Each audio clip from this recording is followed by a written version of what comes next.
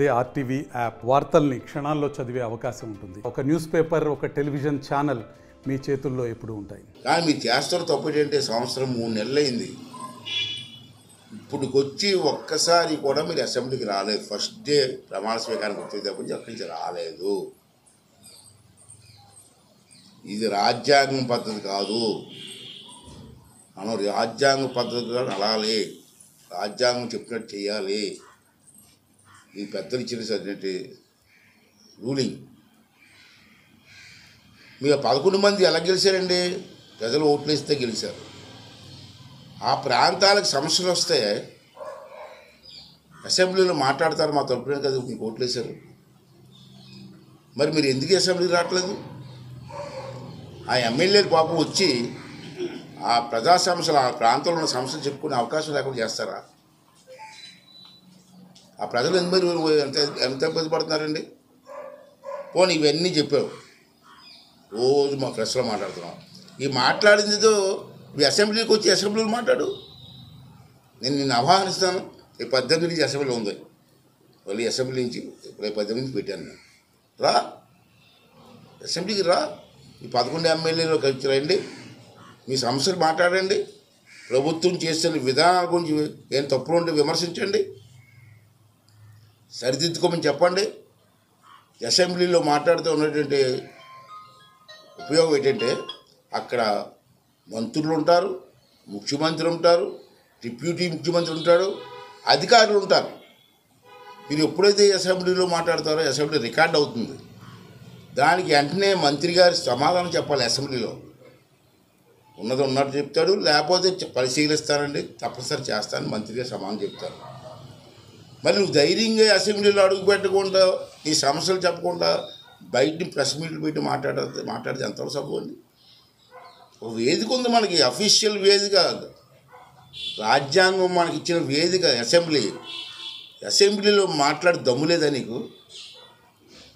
అసెంబ్లీలో తప్పులు జరిగితే ప్రభుత్వాన్ని నిలదీసే దమ్ము కానీ ధైర్యం కానీ లేదా నీకు? రా, దమ్ముంటే రా, రేపు అసెంబ్లీకి 18 రా, వచ్చి మాట్లాడు, సమస్యలు మాట్లాడు. సమస్యలు ఉంటే అసెంబ్లీలో చెప్పు. ఇంకా ప్రభుత్వం ఇంకా బాగా పనిచేయాలంటే ఏమి సూచనలు చేయి.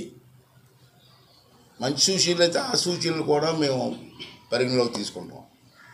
అంతేగాని అసెంబ్లీకి రాను, నేను ఇంట్లోనే కూర్చుంటాను, శవాలు అక్కడ ఉంటే అక్కడికి వెళ్తాను, నేను అసెంబ్లీకి రాను నేను అని చెప్పడం మూర్ఖత్వం అవుతుంది. పద్ధతి కాదు. ఏ రాజకీయ పార్టీకి కూడా పద్ధతి కాదు. అన్ని రాజకీయ పార్టీలు కూడా ఒకే దృక్పథంతో ఉండాలా. అదేంటంటే ఈ రాష్ట్రం బాగుండాలా, మన తెలుగు రాష్ట్రం బాగుండాలా, మన తెలుగు ప్రజలు బాగుండాలా అని ఆ కోరుకోవాలి తప్పించి ఈ విధంగా వినాశనాన్ని కలిగించడం మంచిది కాదని చెప్పి జగన్మోహన్ రెడ్డి గారికి తెలియజేస్తూ, రేపు 18 అసెంబ్లీ ఉంది, రండి, మనస్ఫూర్తిగా ఆహ్వానిస్తున్నాం. రండి, మాట్లాడండి. మిగతా ఎమ్మెల్యేలకి ఎంత టైం ఇస్తానో ఆ టైం మీకు ఇస్తాను. ఓపెన్గా మాట్లాడండి. తప్పులు ఉంటాడు, తప్పులు అని చెప్పండి అసెంబ్లీలో. ఇంకా మంచి సూచనలు చెప్పండి. అంతేగాని దొంగ ప్రెస్ మీట్లు పెట్టి దొంగల చేత మాట్లాడించి, పరిమాణాల చేత మాట్లాడించి, బూతులు మాట్లాడించి ప్రజాస్వామ్యాన్ని అవహేళన చేయొద్దని చెప్పి ఈ సందర్భంగా మీ ద్వారా వాళ్ళు మనం చేస్తారు. చూద్దాం, చట్టం ఉంది, చూద్దాం. మనకి సంవత్సరానికి ఎన్ని రోజులు కావాలి ఏం చట్టం ఉంది.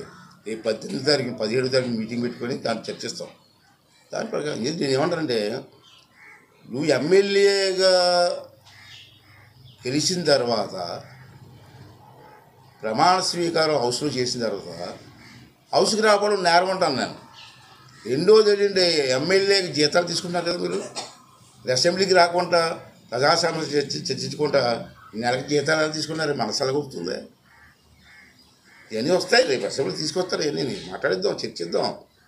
నేను ఒక్కడినే నిర్ణయం తీసుకోవాలి. ప్రజాస్వామ్యంలో నా నిర్ణయం ఏంటంటే అసెంబ్లీలో చర్చించి అసెంబ్లీలో ఏకగ్రీవంగా ఏ తీర్మానం చేస్తే ఆ తీర్మానాన్ని అమలు చేసే బాధ్యత నేను తీసుకుంటాను.